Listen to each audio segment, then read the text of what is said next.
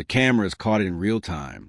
Kellyanne Conway's voice cracked through the studio like glass shattering on stone, shrill, relentless, impossible to ignore. Her face flushed with anger, her words tumbling out not in measured debate, but in a storm of accusation and contempt. Every sentence was louder than the last, her tone not seeking to persuade but to dominate, to overwhelm. The audience at home, millions strong, leaned closer, unsure if they were witnessing politics or theater, strategy, or a spectacle spiraling out of control. "Let me finish. Don't you dare."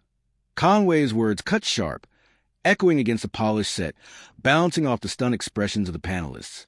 The host shifted uncomfortably, eyes darting as if searching for an emergency brake. But none could be found. The shouting continued, rapid fire, dripping with disdain, her fingers stabbing the air as if each point could be hammered into truth by sheer force of volume.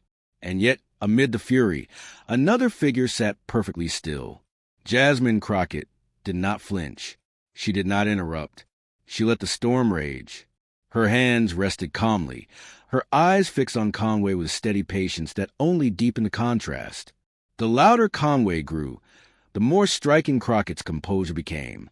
Viewers at home began to sense it, a shift, a tension that was no longer about policy, but about dignity itself. Millions were watching, and what they saw was chaos. But in that chaos, a new story was being written, one that wasn't about the sheer decibels of an argument, but about the power of presence. Conway's red-faced rant was meant to command the room, to reduce her opponent into silence or submission. But silence, when wielded by the right person, can be louder than any scream. And there Crockett sat, an immovable figure in the middle of the tempest, her calm not weakness but warning, her silence not surrender but strategy. The shouting match seemed endless, a torrent of words designed to break her down.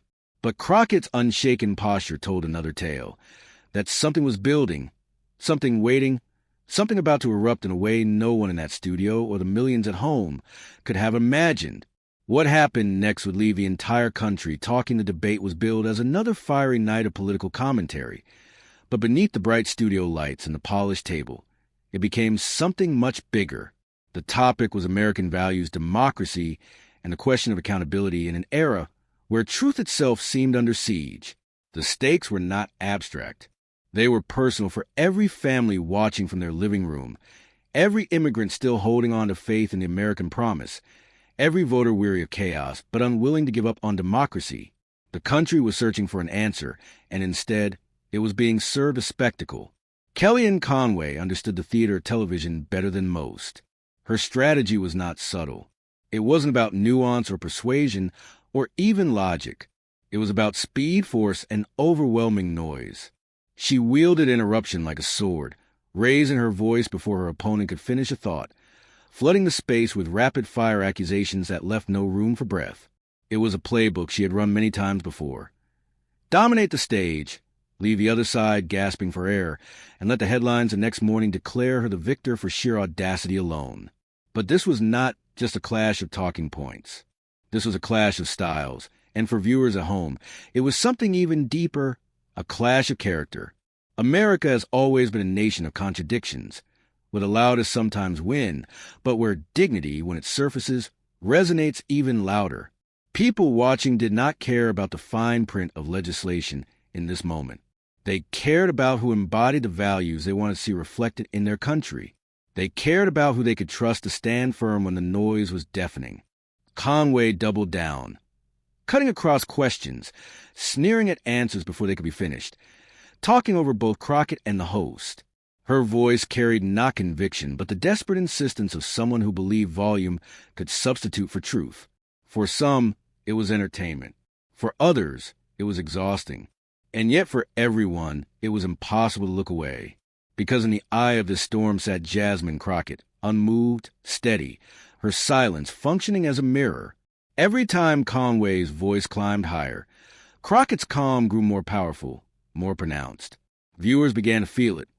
The anticipation, the slow tightening of tension. Something was coming. This wasn't just about one segment of television. This was about the message being sent to the nation.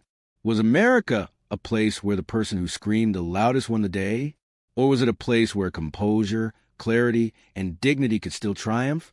The debate became a symbolic trial. One voice shouting for dominance, another waiting with quiet strength to show what true power looked like. And that is why the moment mattered. Because for millions watching, this wasn't just television. It was a reflection of their own struggles. They had been shouted down at work, at school, in politics, in public. They had been told to shrink when others tried to expand with rage. And in Crockett's unshaken patience, they saw themselves. The stage was Conway's for now. She filled it with fury, hoping to smother her opponent into irrelevance. But what Conway didn't know, what no one in that studio could fully anticipate, was that Crockett's reply was not silence born of surrender. It was silence sharpening into something unforgettable. And when she finally spoke, the balance of the entire night would shift. Long before the night she shouted across the studio table, Kellyanne Conway had perfected the role of political combatant. To her, politics was not a contest of ideas, but a battlefield of narratives, where the victor was not the one with the clearest facts, but the one who could make the most people believe her version of them. Her rise to prominence was not accidental. It was forged in decades of working behind the scenes, shaping words like weapons, wielding poles and spin with equal precision, and later stepping boldly into the spotlight with style that demanded either loyalty or loathing. For many Americans, Conway became a household name the moment she coined a phrase that would define an era of political gaslighting: alternative facts. With those two words, she did more than defend a falsehood. She carved a brand. She showed the world that in her universe, truth was negotiable, malleable, something to be bent and reshaped until it served power. It was a moment that left some shaking their heads, others applauding her audacity, and all of them realizing that this was not a woman who played by ordinary rules. From that moment on, Conway's reputation as a spin doctor was cemented. She thrived on the friction of television studios, relished the sparring matches with reporters, and cultivated a persona of someone who could out-talk, outmaneuver, and outlast anyone across from her. Her weapon was not the careful delivery of evidence, but the relentless pounding of talking points, repeated until they drowned out all dissent. She smiled when challenged, but it was a smile of someone amused by the idea that rules of fairness or civility might apply to her. And yet, beneath the polish of her media appearances lay contradictions so sharp they cut through her arguments. She claimed to defend truth while building her career on bending it. She spoke of respecting institutions while undermining the credibility of anyone who dared to hold her side accountable. She championed patriotism while dismissing those who pointed out the hypocrisies and failures within the very system she claimed to defend. It was not consistency she offered, but spectacle. Not clarity, but confusion delivered with confidence. That confidence, though, was also her greatest vulnerability. It was the armor she wore into every battle, and like all armor, it carried cracks. Conway believed that if she shouted louder, if she cut off her opponent before they could finish, if she filled the air with her words, she would win by default. But the louder she screamed, the more transparent the tactic became.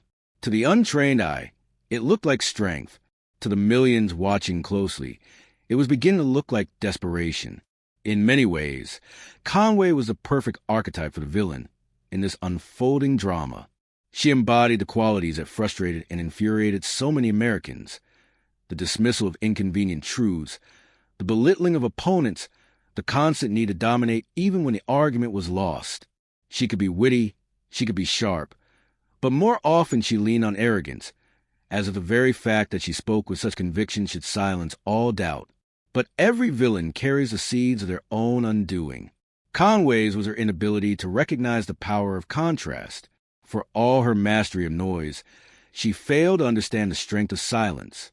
For all her insistence on dominating every second of airtime, she underestimated the impact of someone who could simply wait. On this night, in this debate, she would face an opponent who understood that lesson intuitively. As Conway raged, gesturing wildly, pushing her points harder and harder, she believed she was tightening her grip on the narrative. But in truth, every escalation was loosening it. Every shout, every interruption, every sneer was building a tension she did not realize. It was setting the stage not for her victory, but for her downfall.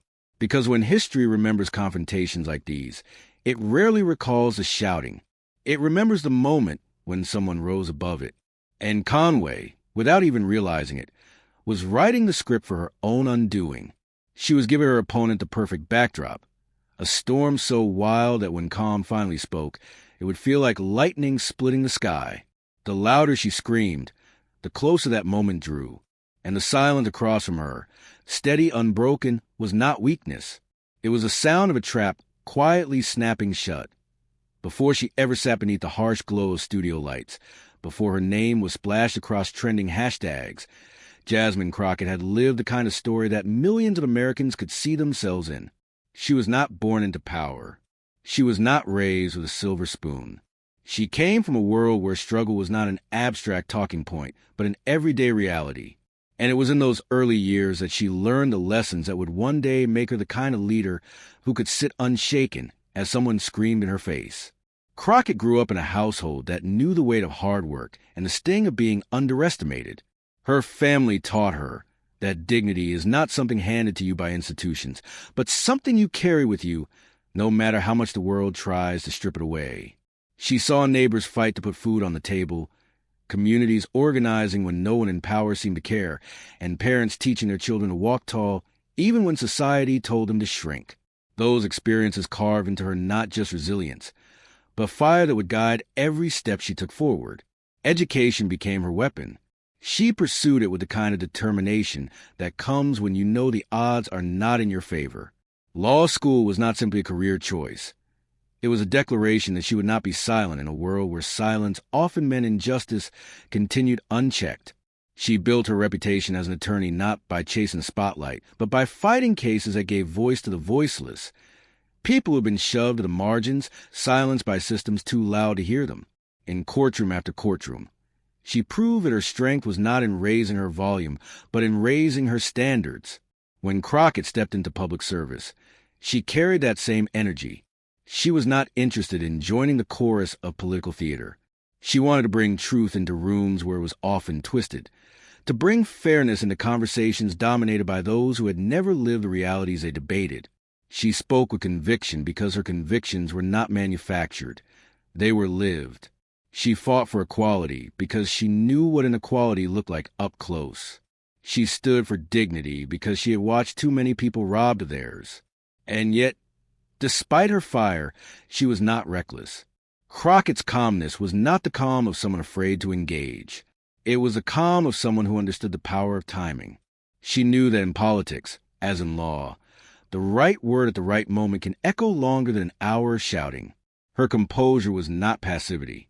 It was a strategy, sharpened through years of facing opponents louder, richer, and more connected than she was, and winning not by matching their noise, but by dismantling it with precision.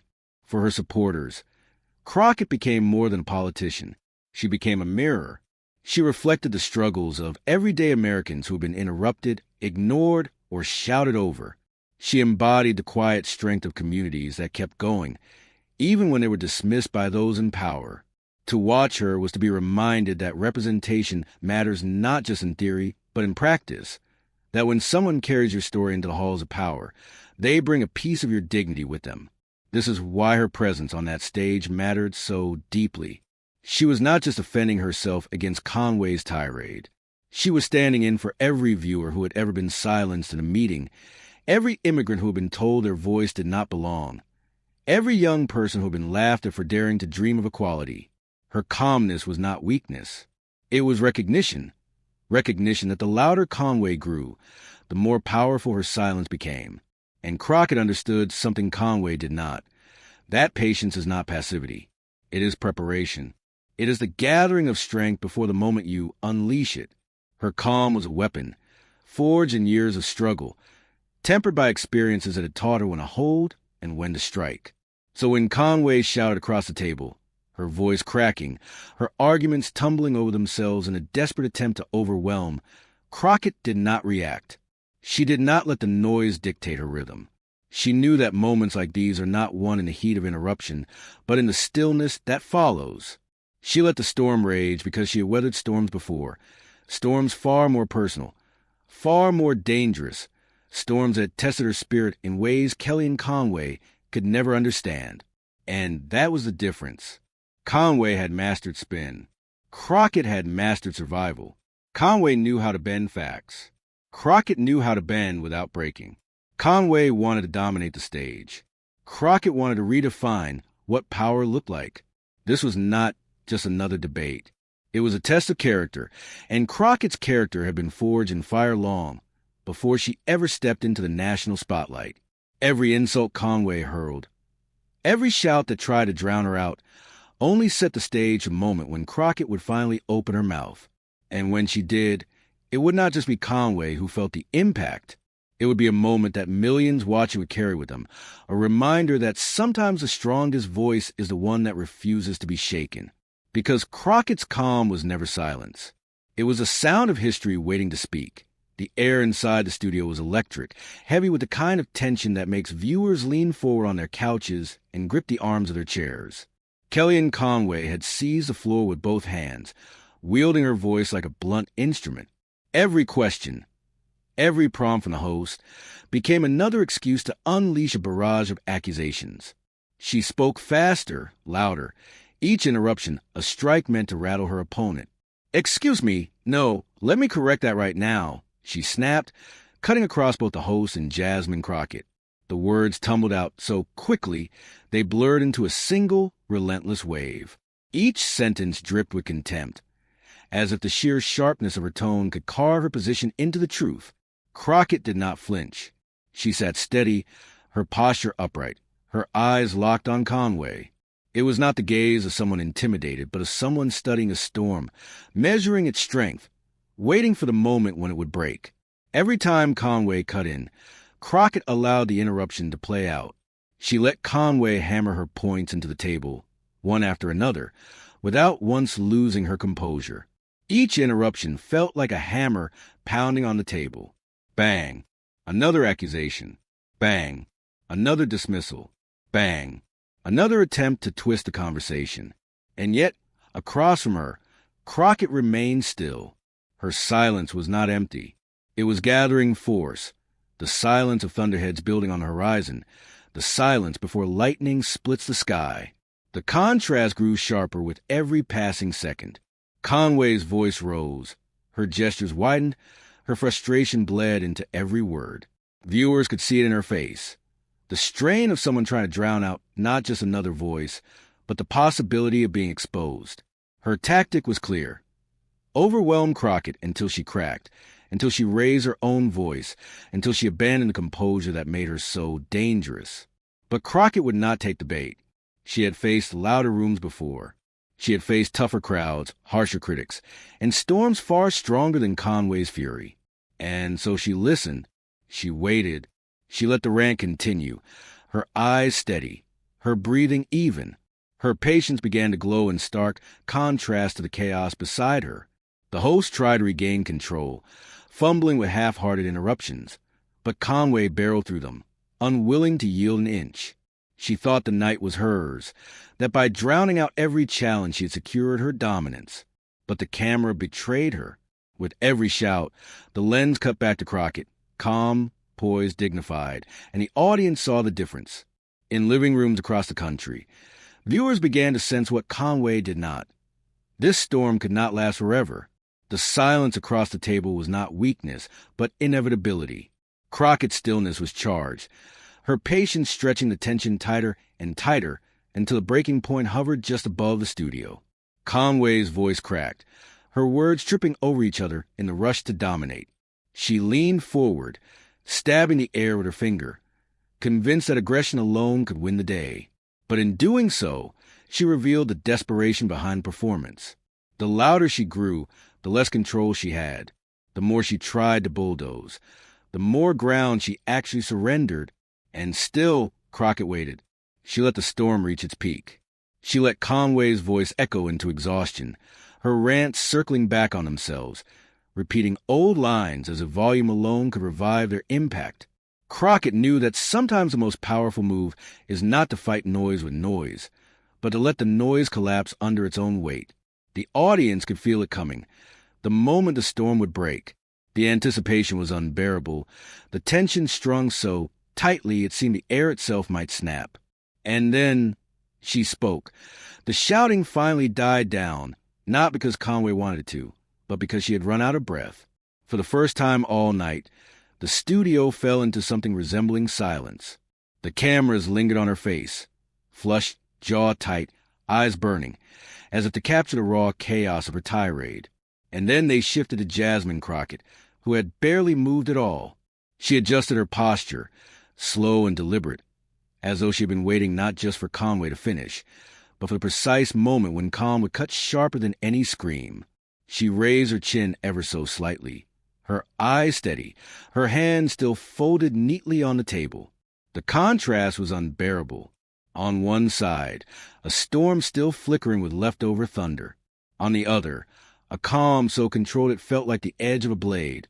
The pause itself became its own statement. The studio air thickened. Conway leaned back, smirking as if daring her opponent to respond. Viewers leaned forward, sensing that what came next was not just a rebuttal, but a reckoning. Crockett let the silence hang for a beat longer, the kind of pause that makes people hold their breath. When she finally spoke, her voice was measured, smooth, almost startling in its softness. "You've had a lot to say tonight," she began, her tone carrying not anger but authority. She didn't raise her voice. She didn't need to. The words landed with weight, precisely because they weren't competing with noise. Conway tried to interject, but Crockett's gaze cut her off before her words could. It wasn't a glare. It wasn't hostility. It was a steady look that said, "You've had your turn. Now it's mine." The host, sensing the shift, leaned back as well. The floor belonged to Crockett. She continued, her cadence deliberate. "You keep talking about what America is supposed to stand for, but what you've shown tonight is the opposite of those values. Democracy isn't about who can yell the loudest. It's about who can tell the truth and stand by it when it's tested." The audience, those in the studio and those at home, felt it immediately. The shift, the ground tilting. A murmur rippled off camera. On Twitter, fingers hovered over keyboards, ready to capture the moment. Crockett was not simply responding. She was reclaiming the entire conversation. Conway forced a smile, the kind she wore when she knew she had lost control, but refused to admit it. She tapped her pen against the desk, searching for the right interruption, but none came. Crockett's words flowed with unshakable calm. "You accuse people of not loving this country if they challenge you. But loving this country means holding it accountable. Loving this country means making sure that people who look like me, people who come from immigrant families, people who've been silenced, that their voices are heard just as clearly as yours." Gasps. A few smirks from the panelists. The host's eyebrows lifted, as if even he couldn't believe how cleanly the point landed. Conway shifted uncomfortably, her shoulders tightening, her mouth opening but closing again. The camera caught the flicker in her eyes, the recognition that the ground beneath her had shifted. Crockett leaned in slightly, her voice still calm, each word deliberate. "You came here tonight to shout me down, but you can't shout down the truth. And the truth is simple. If the only way you can win a debate is by screaming over your opponent, then you've already lost." The studio froze. For a moment, no one moved. Then the reaction began, not from Conway, not from the host, but from the audience watching across America. In living rooms, in dorm rooms, in bars and cafes, people laughed, clapped, shouted at their screens. They texted friends. They clipped the segment. They replayed the line again and again. Conway finally attempted to respond, her voice higher, thinner than before, but it was too late. The viral moment had already been born. Her interruptions no longer carried dominance. They carried desperation. Every syllable she forced out only underscored how thoroughly Crockett had dismantled her. And Crockett wasn't done. She added, her voice as even as ever, "People are tired of the noise. They're tired of being lied to with a straight face. They're tired of watching leaders twist themselves into knots trying to make alternative facts sound like reality. You can keep yelling, but you can't change the truth. And the truth will outlast your shouting every single time." The phrase alternative facts hit like a spark to dry grass. Social media lit up instantly. Screenshots, memes, TikToks layered with dramatic music. Conway's infamous phrase had just been turned against her, live, in front of millions, and the person who did it hadn't raised her voice once. Conway's face gave her away. The clenched jaw, the darting eyes, the smile that no longer looked confident but strained. Crockett had flipped the narrative in real time, turning Conway's greatest weapon, volume, into her greatest liability. The louder Conway had screamed, the smaller she now looked. The brilliance of the moment wasn't just in what Crockett said, but how she said it. The pauses, the stillness, the refusal to rush. She let every word breathe, let every line sink in before moving on. It was a kind of delivery that lawyers master, that leaders embody, that audiences remember. She didn't just counter Conway. She eclipsed her. And then came the line, the one destined to live far beyond the broadcast. Crockett's eyes never wavered as she said it, her voice steady, her tone almost casual, as if she were stating a fact so obvious it needed no debate. You confuse being loud with being right. But the difference between us is this. I don't need to scream for America to hear me. The studio erupted. Even the host couldn't suppress a half smile. Panelists shifted in their seats, some chuckling, some shaking their heads. Conway's mouth tightened, her rebuttal dying in her throat. The moment was sealed. And across the country, phones buzzed, timelines flooded, and group chat exploded. People clipped the line, posted it with captions like legendary and mic drop. Hashtags shot upward. Memes appeared within minutes. The clip was already traveling faster than the broadcast itself. Because Crockett hadn't just won the exchange. She had created a cultural moment. A reminder that dignity, when wielded with precision, can dismantle arrogance louder than any shout ever could. Within minutes, the internet exploded.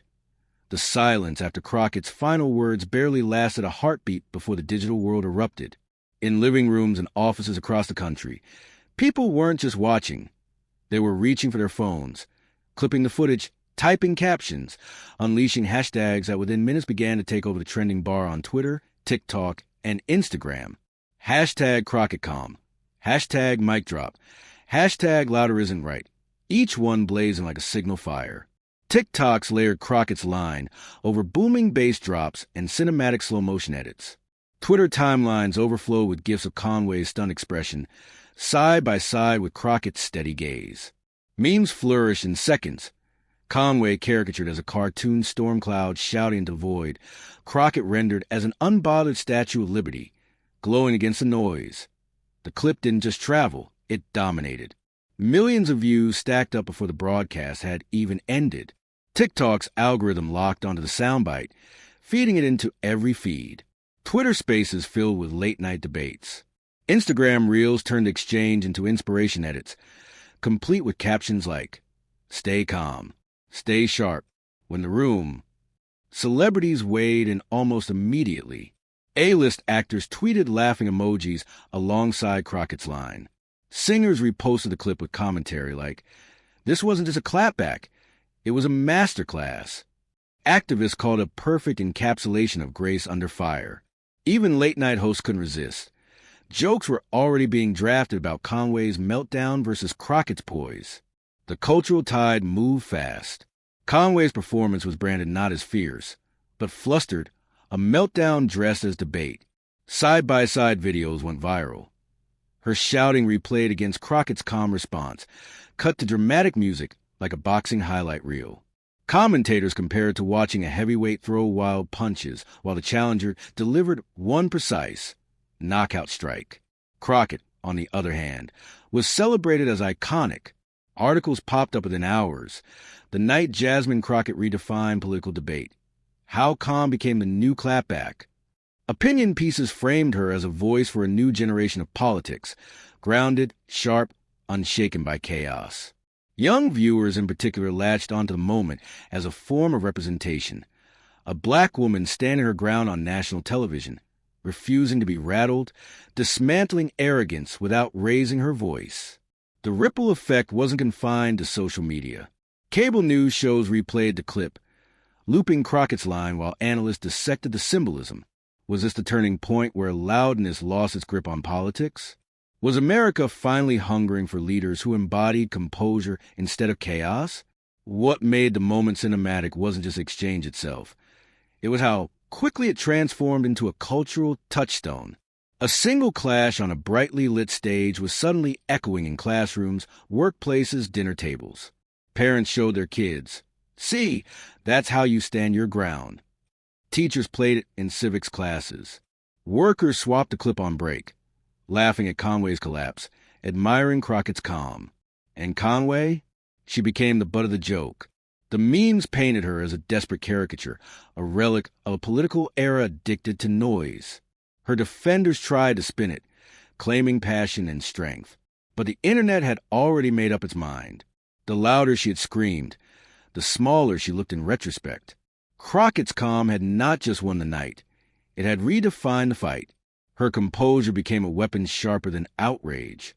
Her words were clipped into motivational edits, stitched into TikToks where users captioned their own workplace or family struggles.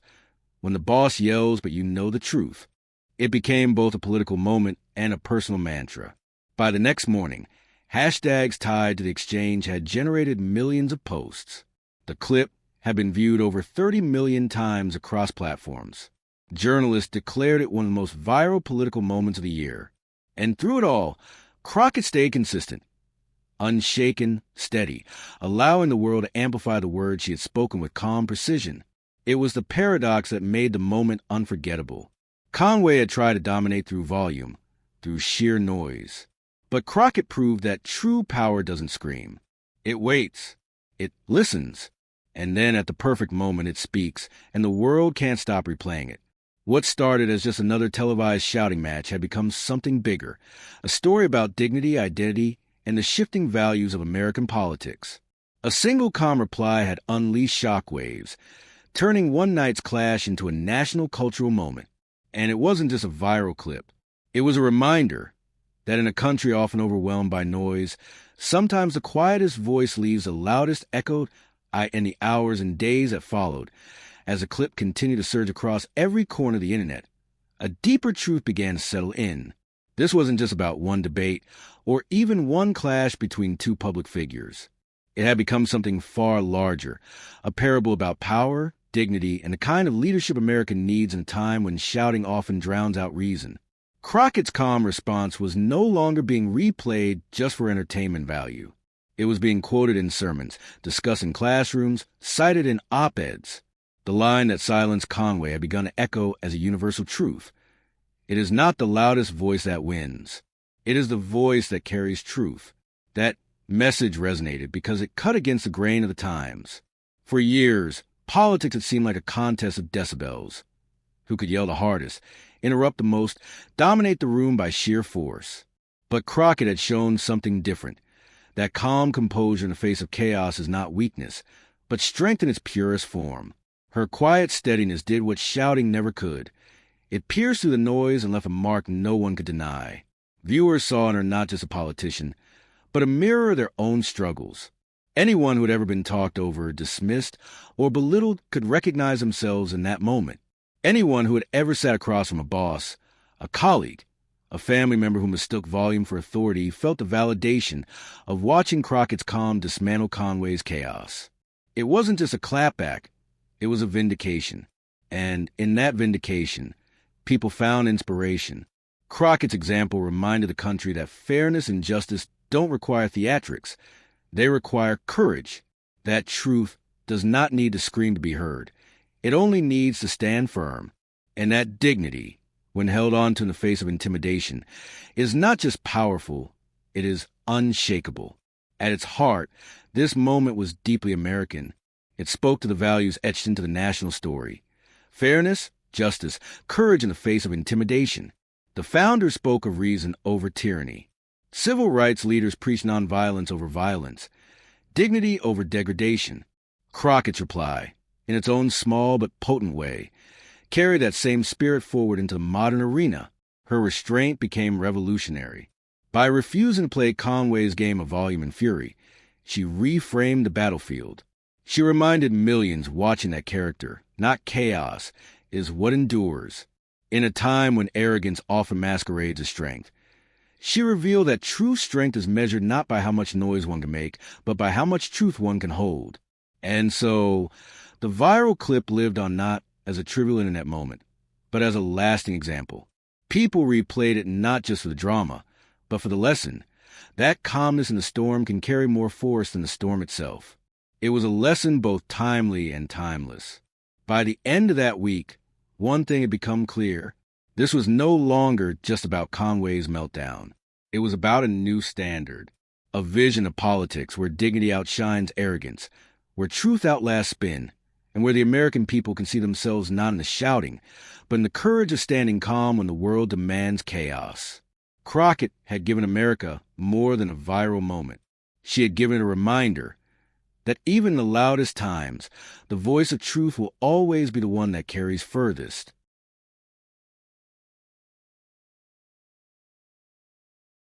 And that reminder was not just for politicians on stage, but for everyone watching at home.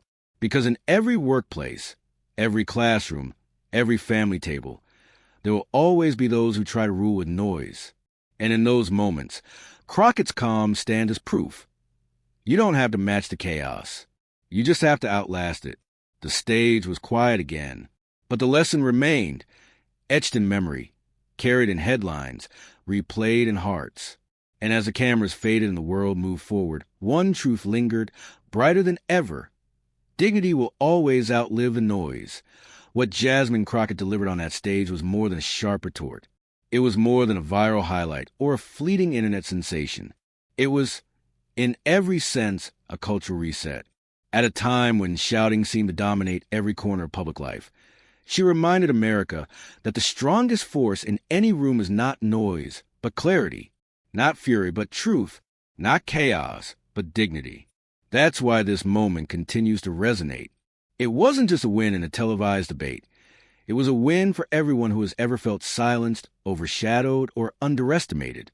Crockett's composure gave voice to millions, showing that strength can be quiet and that calm can carry the weight of justice.